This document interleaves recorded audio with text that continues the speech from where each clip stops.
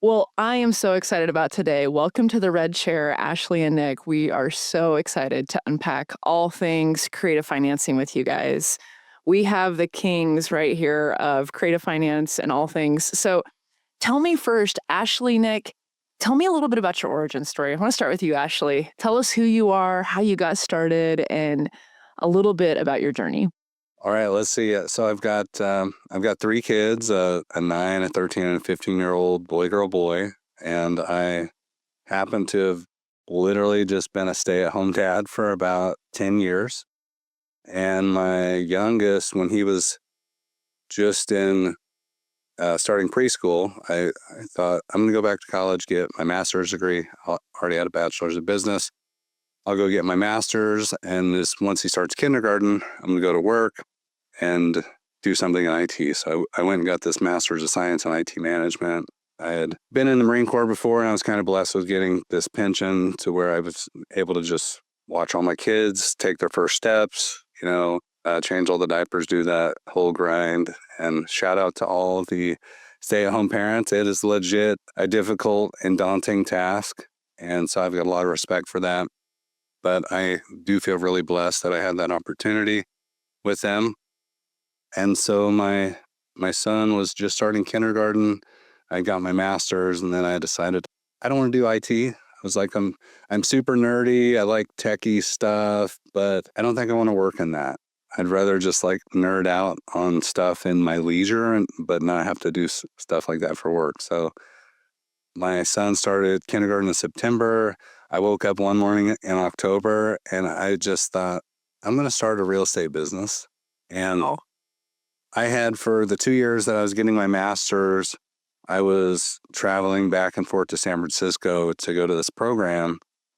And I would listen to Bigger Pockets every day for 2 or 3 hours a day on the plane, at the gym, everywhere, absorbing it, thinking I want to be like all these people that are making it. And so there was just this turning point where I woke up and said, I'm going to do it, and I'm not going to stop, and I'm not going to fail, and I'm going to push as hard as I possibly can for 5 years and just see what happens. And it's now, that was October 13th of 2021. I bought a house at the auction for $90,000 with a buddy of mine. And it's been just over 4 years, and I went from my first rental to now I've got 68 rental doors now in 4 years. And that's kind of how it all started, doing BRRRR strategy, because that's exactly what they teach on Bigger Pockets. Exactly. And after a year of doing BRRRRs, I had about 4 BRRRR houses and did a few flips. I heard about creative finance, subject to seller finance, all these different strategies that didn't make any sense to me. I thought there's no way that you can take over a 3% mortgage from somebody else with no money down, but it is legit a thing. And it catapulted my business from being able to get 3 or 4 houses in a year to now picking up and holding over, adding at least about 20 houses a year since the first year. I love your story and just how in 4 or 5 short years you've been able to go from stay-at-home dad to jumping all in all things real estate. I love that. And then Bigger Pockets too, it's really changed your life with that education and the ability to think differently. Absolutely. That's awesome. Well, Nick, tell us a little bit about you. Tell us your story, how you found your way into this crazy real estate game. For sure. So I graduated with a degree in entrepreneurship from Missouri State, and we're basically heading back, and we ended up moving in with my in-laws, and we're doing this e-commerce thing. So I'm doing retail arbitrage. I'm buying pallets of shoes. We ended up starting with like 1 pallet, bought a bunch of pallets, and I did that for a few years. We were doing like $500,000 a year on Amazon, and as people know, Amazon takes a huge cut of a profit. So, we were maybe bringing in, 70, 80, but, a year net. Still exciting, and I'm still an entrepreneur doing, what I wanted to be doing. That business kind of like went downhill. Like, it was really good until it wasn't. I got suspended a couple times. I had to hire a Amazon suspension specialist to get me back on because a lady bought a pair of narrow shoes and then said, this is a fake because they're too small. Yeah, you bought a narrow pair of shoes. But Amazon is so quick to just suspend. If they see any review that mentions fake, they suspend you. So I'm like, I can't build a business off of this platform Right. if they're going to be this suspend happy and whatnot. And also, my quality had been going down in the shoes. So, we kind of phased that business out. And at the point we like started working for a web design company, but I'm making like, I don't know, I go from like doing pretty good and like, look, I made $1,000 today or whatever to I'm making 17, $18 an hour and still in the in-laws basement. So I'm like, how am I going to get out of here? And I remembered that there's a guy from church that used to flip houses and, had rentals. So I texted him and said, hey, do you have anything, coming up that I could take a look at? Just looking for something cheap in like the Liberty area, because the starter home's 300,000. It's like, yeah, I've got this one house I'll sell to you for 80 grand, but you're not going to like it. So, all right, well, let me see it. He's right. It was bad. It was really bad. Hoarder house. The front yard was a junkyard, cars everywhere, parts everywhere. It took 5 40-yard dumpsters to clean this house. Oh, mercy. Wow. And it's a 1,000 square foot house. So can you imagine, right? And there was cats everywhere. I mean, I lost count after like, Smells like money, right? well, yeah, it smells like money. Yeah, right. I love that. But we had to air that place out. And we ripped everything out and we killed everything and we ripped the subfloors out. And I mean, massive project for your first undertaking. I remember like stepping outside with that guy and him being like, you want this house? And I was like, yeah, I think so. That's so green. Like, I just was like, dude, 80 grand? Yeah, give it to me. And so we did a lot of the work ourselves. And that really kept the cost down. Sure. Ended up putting like 30 into it and then living in it for like a year. And at that point we were like, I started just thinking like, I'm saving nothing, $100 a month, whatever.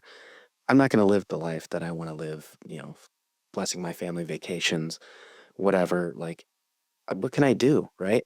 Started listening to Bigger Pockets, same kind of doing. And so I'm just walking my dog, listening to Bigger Pockets every day or while I'm working. Read Rich Dad Poor Dad. And that's really at the moment, it clicked because I had read it when I was younger, but I was like 13 when I read it. So it's too young. And then I read it with my wife and we're like, let's do this thing. So I went back to that investor. I said, if I find you something, will you do it with me? He's like, absolutely. Finding deals is the hard part, which it is. He's like, I've got the money. I've got the connections. Find me a deal. So I started driving for dollars, drove all over the city, sent like 1,200 mailers, and we ended up hitting on one. And kind of long story short, we bought it for $48,000 in Liberty, which is crazy because it's a 3-bed, 2-bath, 2-car garage. I'll never buy the house in Liberty that cheap again, probably. We put $80,000 into it, sold it for $226,000, and it was $87,000. My check was $43,500, and I quit my job like 2 weeks later. And I said, I'm doing this real estate thing. And then I sold the first house, and we made $30,000-40,000. Moved back in with the in-laws, and then we were looking for the next property, which we found another one that's become a fantastic rental. But yeah, just kind of burned the ships and never looked back. So where we are now is.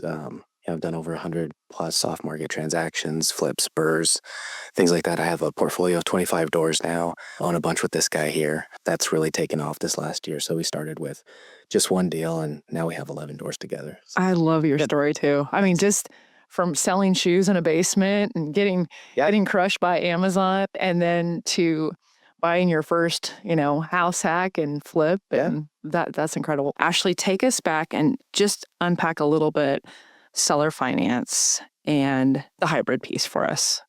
Okay, so the sub two to all of them. Okay, so subject to is basically where you are buying the property subject to a lien that's already in place. And majority of the time, that's us taking over the mortgage payment. There's deed of trust, and that secures the promissory note that secures the debt. And then you have a warranty deed, and that basically secures the ownership of the property.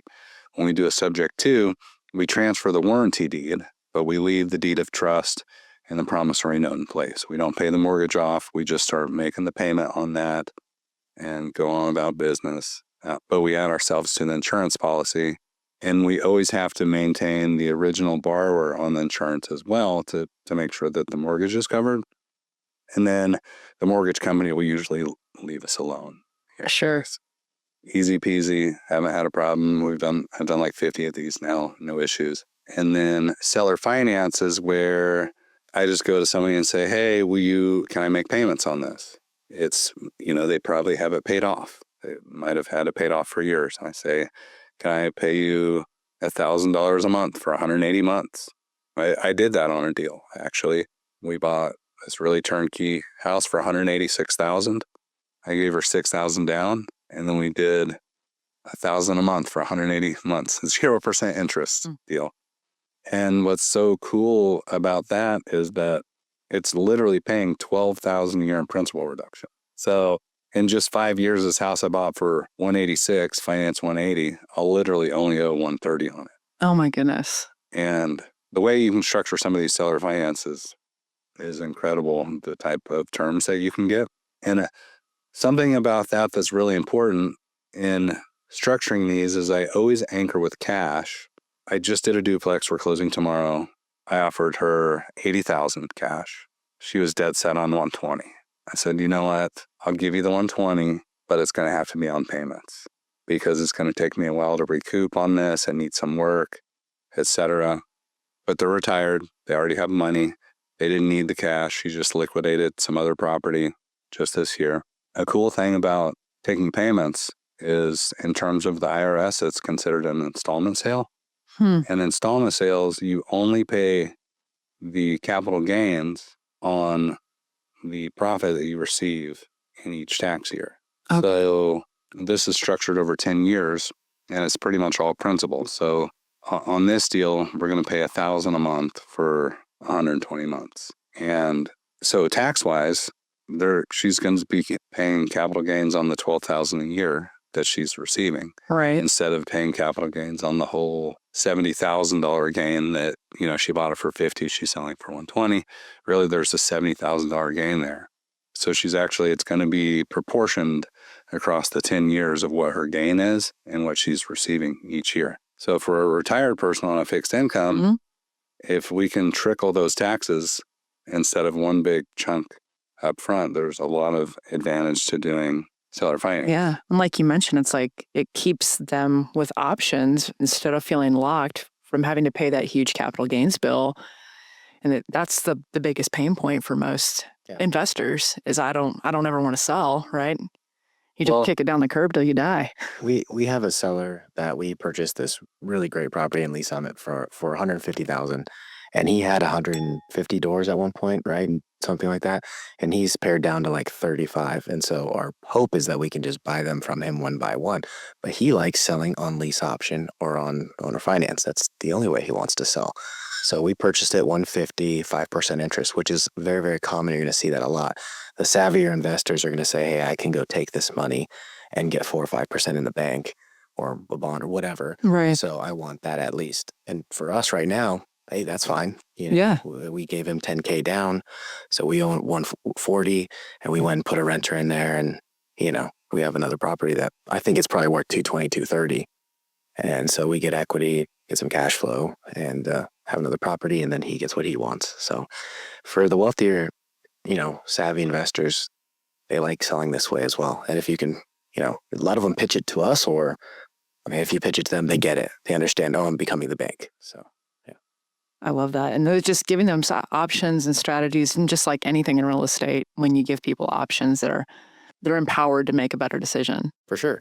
Yeah, I walk into every deal and like you said, here's a cash offer. I'm also a realtor, right? So I can sell it that way. So which hat am I going to wear today? Or you can sell it on seller finance. So it's just having more tools in your tool belt. And when I first started in this real estate game, I only had one. Here's a low, crappy cash offer, which is what every wholesaler and new person starts out with when I do this. You're not going to convert the leads at a high rate, and these leads are very expensive. They're hard to get. You need to add tools to your tool belt that allow you to have a higher close rate and make more from these leads. So just something to think about. Yeah, you've got now a saw and a hammer, right, and a screwdriver, and you've got all kinds of different tools that you can use. Well, it all sounds like sunshine and rainbows, but I know as an investor myself that it's not always that way. Tell us a little bit about some of the troubles or some of the lessons you've learned the hard way, in some of these deals that you guys have come across. Honestly, so far in creative finance, I've had pretty good luck. But on the flip side with renting, I've had drugs, guns, and search warrants, but we can get into that later. I don't know. What have you had? The creative wise, it's been pretty smooth sailing. Okay. Honestly, you just you're really being major problem solver. Yeah. Like that's the first hat you wear is just helper, go-giver, Right. problem solver. And majority of the people is that's what they need is some type of situation solved. And it's usually they're tired, they're worn out, they're tired of being a landlord, and they just want a certain number, and they might be dead set on this 120 or 150, and I know it's not worth that, but if you're giving it to me at 0% interest, it can make sense. Yeah. And if somebody's getting the number they want, it's easier for a retiree to know that there's a fixed number and it's guaranteed. If I sell or do something, if I sell this duplex tomorrow, they're getting their 120,000 versus if they sold it for 80 cash. And the interesting thing is I wanted it for 80 because that's where my numbers work. But 120 is the exact same deal. And I'll tell you why. Because when I put it in my amortization calculator at 120,000, 1,000 a month for 120 months, it spits out 0% interest, right? Right. But if I change that 120,000 and I change it to 80,000 and I still make a $1,000 payment for 120 months, the interest rate is like 6%. But I'm still paying 1,000 a month for 10 years. Now, we know that right now interest rates are like 7.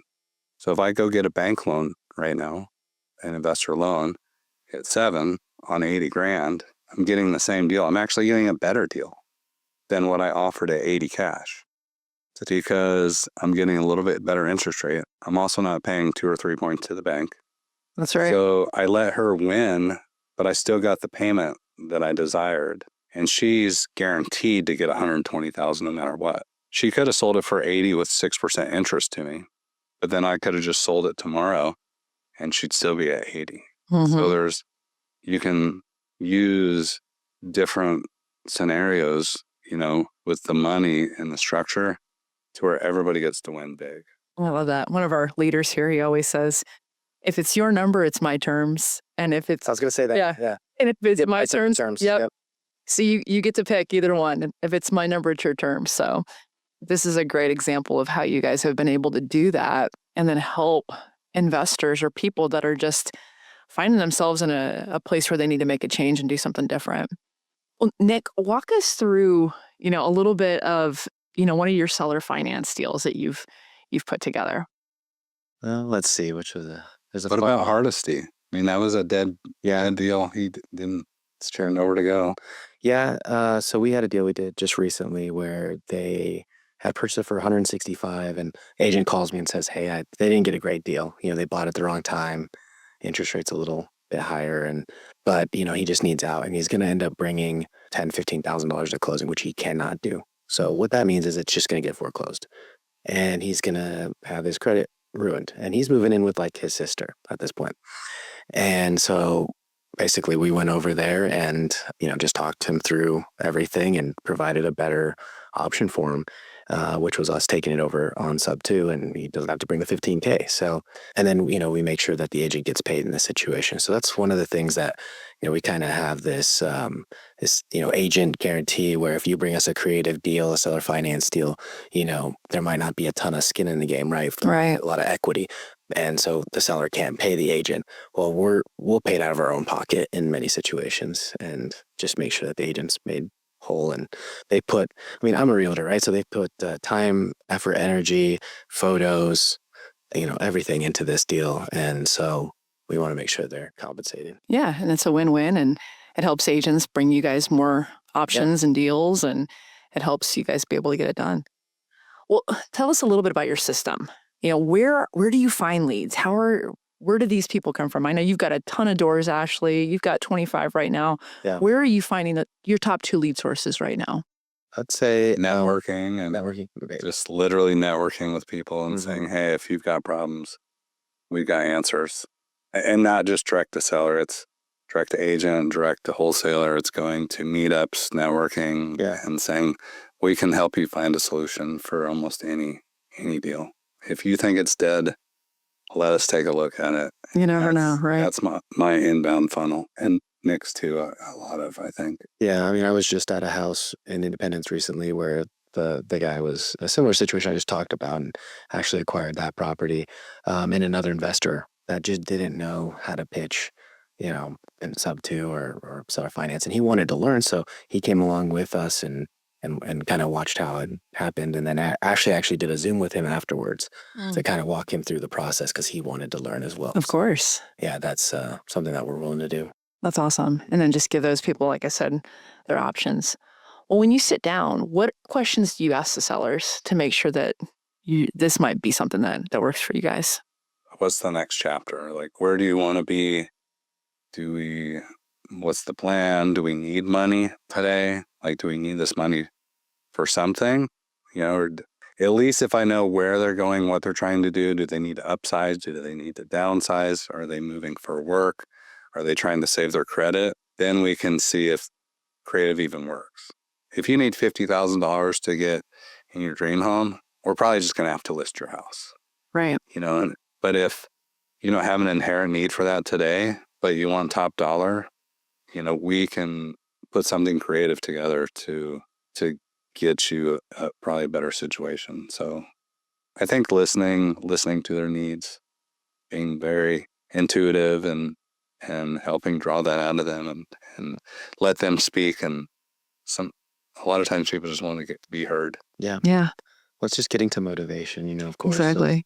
Pace Morby, who we're in sub two with, he talks about, or he's the leader of it rather, bunnies, of course. And so his first deal he ever did, there was these like giant bunnies. I'm probably gonna butcher the story, but there's an older lady, he's meeting with her. She has these bunnies. He's like, what do you need? And I need to get rid of these bunnies. Ends up going, and I think his mother was like in some kind of wildlife rescue or I don't know, something. And so he ends up taking care of the bunnies. His offer's way lower than the next investor. It's like $15,000, $20,000 lower. She calls him back and says, I want to sell to you because you took care of my problem. So we have those same stories where because we listened, because we actually took care of the problem that they cared about, it's not always just about the money. I mean, we had That's right. one story where the seller he had like 3 dogs and a couple cats, and there was one dog that he wasn't able to take with him. And we asked him, we were trying to figure out, does he need money? Does he need this? Does he need that? He just wanted that dog taken care of. And so Ashley ended up adopting the dog in this situation. Yeah. And his daughter had been asking him for a dog for a while, and he was kind of reluctant and kind of like, well, we'll foster him, right? We'll try to find him a good home. And then, of course, now Mars is a part of their family and snuggles with them probably every night. So, So, it's just, and that just shows the character of Ashley, of course, and that we are trying to figure out what they need in these situations. And so, we're at a point now in our careers where, and I think we've always been this way, but a lot of investors are just trying to get the lowest price, trying to, I've remember there's this one investor that's like, I'm off to see your grandma's house. Like, I hate that mentality. I hate it. And if selling with the realtor is the best option, do that. If selling to us on seller finance is the best option, do that. If a cash offer, which is the best option in some scenarios, they don't care about it, they inherit it, they need something quick, they're just burned out, whatever. Cash might be the right option. That's right. Let's provide some those different situations and options for them to make the best decision for themselves. Yeah. I love the dog story. Like, just shows you like the heart, and then you're willing to listen too and come up with a solution. Because like you said, it's not always the money. Yeah. It's what's the pain point and how do we help them figure that next right thing out for themselves. I mean, we're buying a house right now that like cash was the best option for them. I mean, we closed on the 19th, and we offered seller finance, and he's like, oh, that sounds interesting, but I'm like a wealthy doctor guy and I just don't care. Yeah. I just want the money. Give me 205 for it. And that's all you need. Well, tell us about who's your team, who's on your bench. Like, when you guys are putting these things together, what does that look like? I mean, there's some details that I'm sure have to go into some of these special situations. So I've definitely got a little bit different kind of team than Nick, but I have kind of my right-hand lady she's, I call her like our operations manager, asset manager, Jen. She's also an agent, does a lot of comping and stuff for us and helps manage the portfolio. And then I have Aspen, who's my loan processor. So I started in mortgage brokerage last summer. It's doing really, really well. I stopped flipping. It was just killing me inside, and I like the numbers. So I switched over to lending. It's really been a blessing. And so me, Jen, and Aspen sit in an office in my basement together. We used to be in an even smaller room in my upstairs. Like literally, I'm talking like the basement room is about the size of this room, but the other one was like literally half of that, and it was still three of us. And it's just us. But I have 3 virtual assistants. Regina has been with me for 3 years. She started cold calling. I poached her from Star Virtual. I'm sorry, to Star Virtual, but I saw her talent. I saw she was amazing. I gave her a $2 pay raise from what they were paying her. I gave her a big sign-on bonus, and she's been great for our team. And just this past year, we switched her over to property management. We don't really do a lot of cold calling anymore because I have pretty good inbound flow. And then I have an IT guy, also virtual assistant, and we just started training him to be a loan processor as well because we've just been getting so much volume. And then I have a bookkeeper virtual assistant. So I've got 2 full-timers in the back office. I've got 3 virtual, and then I have 2 full-time maintenance guys that both work 40 hours a week. And then I have a part-time media specialist, and Madison also, she does, right now we've been blasting out like probably 150 offers this week, like 65% MLS. I love that. Okay. We locked up a contract yesterday. We're like, oh shit, we should go look at this house that they literally signed. Yeah. And so Congratulations. yeah, we just started toying with that. We got a couple of those that we might be locking up. Just thought we're just trying, so a few different strategies right now because the market is so stale that there's a lot of people just willing to let go. So we're trying to capitalize on that pain. But that's pretty much our whole team. I've got 1 or 2 guys that do a little bit of acquisition stuff part-time. They kind of have their own gigs, but we JV on deals and stuff. But I think overall, I probably have about 23,000 payroll every month, just with our current team. And then occasionally, sometimes I just started like taking a check, like in the last few months out of the 4 years. I was just living off my VA pension. And so now we're finally really hitting stride. I basically took every dollar and just bought another house. Yeah. An addict. Yeah. So I truly am real estate obsessed. So I enjoy it. I love the deal making. And so it's not even like work. Yeah. So you can totally see your passion for it too. Just how you understand it, how your heart to put it together, and then to actually serve the families and the owners whose homes you're taking over. You can absolutely sense that. Well, tell us a little bit about your world, Nick. Yeah. Much smaller, much leaner operation. Hey, sometimes less is more, right? Well, he's doing a lot more volume than I am, of course, but I've got the realtor side of things too. So within that, we have, our team, Queenie Goodwin, as a transaction coordinator. So Julie, she's great. Of course, we've got trusted title companies that we work with, Tanya Dutcher, or we use Jeff Haywood out of Alliance for a lot of our creative stuff.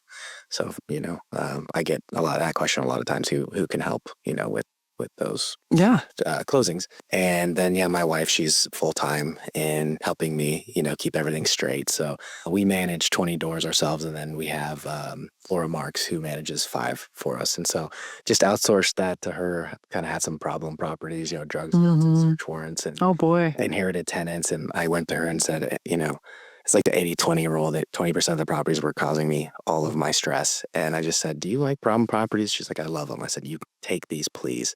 So anyway, she's gotten those stabilized. We're at a point now, like we were kind of buying aggressively last year, and, we picked up like 13 doors. So a lot of our money went into stabilizing.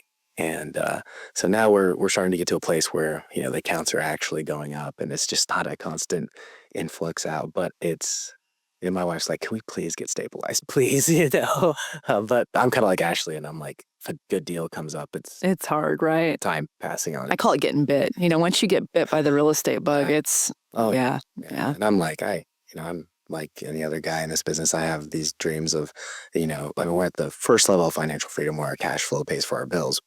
I'd love to get to, that 20,000 a month, 50,000 a month place, but picking the right deals. I think that some of these younger investors can think like, I want to buy 4 a month or something.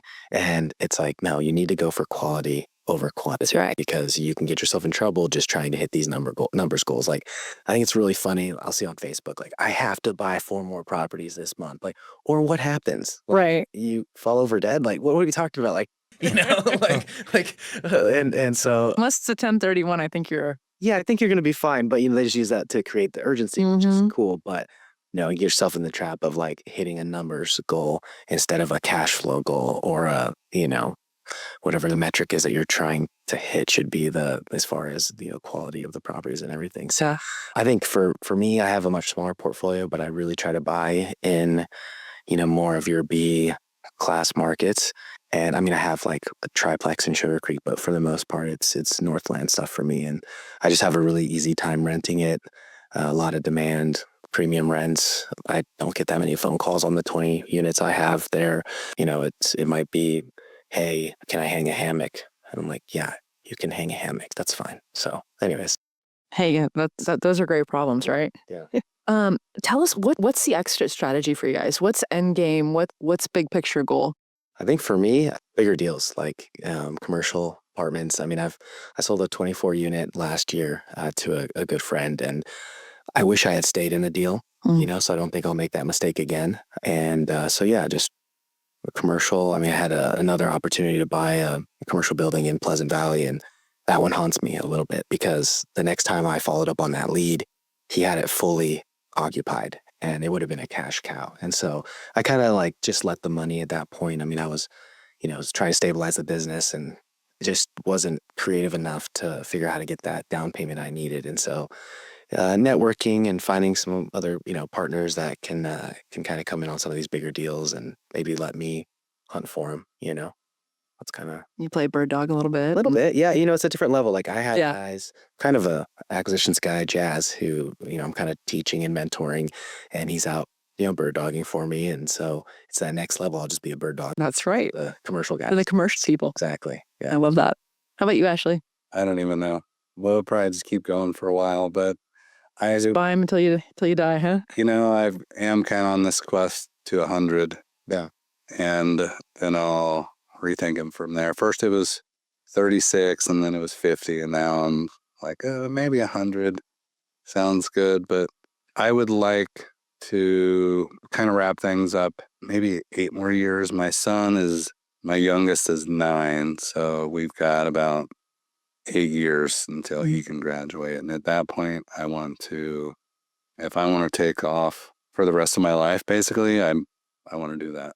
But I feel like I would get bored. So honestly, I want to be able to be as remote as possible. So that would be, slinging deals from the laptop on the beach or by the pool or in the mountains, probably doing a little bit of teaching, a little bit of coaching, maybe trading up to apartment buildings, take a huge, huge chunk of these single families and take all of that equity and kind of trade it up at some point. I think in 10 years, I'm going to be paid down so much that my return on equity will be pretty weak, that I'll definitely want to move those into complexes. And then at that point, it should be pretty darn hands off. Sure. I'll do what I want for fun and just a lot of travel, a lot of food. I like to eat good and and I need some vacation time for sure. He does. Yeah. But until I get through this 5 years, I promised myself I would go as hard as I possibly could. And that comes up in October. And then I'll reevaluate at that point. Well, cheers to October, right? You've made some headway. So I want to jump into kind of our lightning round. So this section is just, first thing that comes to your mind. I love this section because it's really, hey, what pops up for you guys? So you both can answer, one of you can answer whatever pops up. What do you think is the most misunderstood part of creative finance? I mean, I think just finance in general is you don't need money to do a deal. If it's a good deal, the money will find you, like legit. And there's so many strategies, even outside of creative, I mean, I consider like hard money and Burr also, creative. It's not just I'm putting 20% down, conventionally. So when I started 4 years ago, I didn't know what hard money was. I didn't even know what a wholesale was. I didn't even know how to find a wholesaler. And once I learned what a DSCR loan was and that it takes no W-2s, no tax returns, there's no debt to income ratio. It's just, does the property rent for more than a mortgage? And Sure, we'll lend to you. Yeah, if your credit is good, Yeah. we'll lend on it. So you find the formula for a good deal, and that's the secret. Most people, majority of people think, well, I can't buy a second house or a rental because I can't qualify. Well, the house is what qualifies. That's right. And the hard money, anybody can go get that too. Yeah. As long as you're at, typically 70% of after repaired by you minus repair. With the creative, it's really not that difficult. It's honestly, it's simple practices and procedures. There's a very limited set of docs that we use to do all of these. Promissory note, deed of trust. That's a seller finance. It's Right. 2 pieces of paper. Subject to, it's literally just the title work. There's almost nothing else. It's a longer contract because we outline a few other variables there. But once it goes to the title company, the only thing that is different is that there's an exception to where they're not guaranteeing that lien to be paid off. So everything else about the conveyance of title is insured like a normal title transaction, but there's just an exclusion for the mortgage. So creative is not difficult. I want people to think it is so they will come to me for the deals. Sure. I'll just buy it. You don't want to deal with that. But it's not. The stuff is easy. We can teach it to you. YouTube can literally teach it to you. But if you just get around some people that are already doing those things, it's really easy to grasp. And literally a couple hours of educating, you can kind of wrap your head around it. I love that. Biggest early mistake, Nick? Oh, biggest early mistake. I mean, we had a pretty good run early on, just because I started 4 or 5 years ago, 5 years ago, and market was hot. And so, honestly, we went on a run of not losing money on anything. I mean, mess up somewhere. Sure. And I think a lot of us were at the time, and going over budget 20,000 didn't matter because the market would, I think I'm gonna sell for 200 and it sells for Right. 220, 240, and it was just a crazy market back then. So, I kind of got a little overly confident. I got myself into a deal where I thought, there's the old adage of location, location, location, and I think that can save you from a lot of things. But I bought this one property, and it was kind of like it was very different from what I usually buy. My bread and butter is a 3-bed, 1-bath ranch, a 3-2 split level, things like that. I've never lost money on those. This one was a little bit different. Kind of looked like a castle. Sure. It needed a lot of work. It had a shared driveway. Closets were small. It felt kind of almost like an apartment, right? So I'm looking at it. It's on the plaza. Looking at it, going, "Oh, I'm gonna make all this money on it." Oh, contractor issues, goes way over, budget, time. I mean, it's one of the bigger projects I'd ever done. So the private money expenses were just adding up, adding up, adding up. So we ended up losing a significant amount of money on that. We're talking like 6 figures. Oh, So, wow. yeah. That's brutal. But it's Those are like the best stories, though, legit. Like in the honesty and vulnerability. Yeah. As people, you get to hear those too. well, and I'd like to say I've made a lot more money than I've lost in this business. Okay, and if you're doing that, but at the I same like to average them sometimes. I made 40 and lost 20. Yeah, exactly. And I think I've only lost on, if you underwrite aggressively, Sure. trust me, I do after that one, right? I bet. And I think that there's a lot of things with that deal too. It was like a perfect storm of bad, right? Like the market shifted on me. I Mhm. was trying to sell it in December when it was supposed to get done in spring, and it didn't. And so just, it went bad. And yeah, what did I learn on that one? Just the fact that I think you really have to know, your buyer, right? On Right. the flip side, the small closets, that didn't have a master ensuite, like different things that they're gonna want. And yeah, I thought location was gonna was going to save me. And in this situation, it didn't. So Well, sounds like too, it's like you learned to kind of stay in your buy box too, did. in your niche. And Yes. this is what your bread and butter that you've mastered. And sometimes it's that shiny object syndrome that we are all so guilty of that pulls us off track. I would tell people to get your buy box. You know, like for me, it's 1950 and newer. It's concrete foundation. I mean, you know, I might, if it's stone, it's really solid. I mean, he kind of buys a lot of houses that are maybe a little bit older. So there's opportunities there still. But yeah, my buy box. I mean, come up with your buy box and kind of stick to it. And not to say like have a limiting belief, I guess, and like not try anything, but I'm rambling now. However, I think you know, we'll have to cut this, but it's just, I mean, I have, every wholesaler is going to ask you for your buy box. So I have like a paragraph or whatever that I send to everybody. That's, hey, I like buying in these areas at this age. And, honestly, I'm looking for lighter dabs most of the time. Sure. Right. Like, I think that's when you can get yourself in trouble, is when you're doing these full guts and these mega rehabs, and especially for a newer investor. Oh yeah, that stuff adds up so fast. I'd look for lighter stuff for your first few. Lipstick and rouge, I call it, right? Yeah, I think especially for your like newer investor, you know, you get a couple wrong, you're out of this game. That's right. You know, that's where my advice would be to partner with somebody who's been in the game and has a successful track record and can underwrite those deals and make sure that you're not going to get yourself in trouble. The more eyeballs on something, the better. I mean, we have a community called Investor Quest where we're kind of mentoring younger wholesalers, investors, things like that, teaching them creative. You know, I have a couple that will bring me deals and, hey, Nick, I think I'm going to go under contract on this. And I'm like, please don't. Yeah. You know, because I could just, you know, when you're in it for long enough, you can see right away, oh, that's not a deal. You're overpaying for that.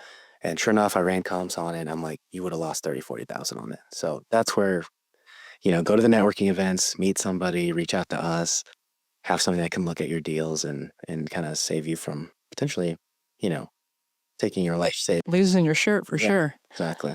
Well, how can people get a hold of you guys? What's the best place to find you guys? Ash Buys Homes on Instagram. And then I think I'm also Ash Buys Homes on TikTok. So trying to stay up on the social media stuff. And then we do have the Investor Quest school community and Facebook community where it's just about, you know, what's your quest in real estate? Where are you going? How can we get you there? Right. You know, mine's 100 doors. Maybe it's going to change, but it's really about leveling up. And also info@caseyhomeoffers.com. That's for my mortgage brokerage and our wholesale. I'm pretty active on Facebook though. Like, I feel like real estate, Facebook is really where it's at because of all of the wholesaling groups and the local groups and everything like that. So you can find me online for sure. He's there. You can find him, guys. Nick, how about you? Okay, so TikTok, Instagram, I'm Nick Best Flipping Life. Nice. And then my website's offerlabkc.com. So there's sections in there that are specific to agents, and you know they can go in there and submit a deal for us to evaluate. And then of course Investor Quest on Facebook or school. You join there, you know, you can put your deals in, and we'll try to do a good job of commenting and giving feedback and jumping on the phone when we need to. So yeah, Awesome. found me. Any last words of advice or nuggets of wisdom you guys want to leave with our crew today? I've got something. You got something? I would say get into real estate. Everybody should get in. 5 houses will change your life. You don't have to go crazy like me or Nick or a lot of people that are super obsessed with it. Maybe you like your day job, but if you can invest in 1 house per year every other year and just get 5 houses, it'll change your entire projection of your retirement. And then just don't give up and you'll be fine. Yeah. I love that. I think for me, there's a saying, you overestimate what you can do in a year and you underestimate what you can do in 5. So it sounds like, you know, for me and Ashley both, we kind of gave ourselves this 5-year, you know, time frame that we wanted to really, you know, go after real estate. And so starting out, you know, year 1, I'm doing a deal or 2. Year 2, I'm doing 3 or 4.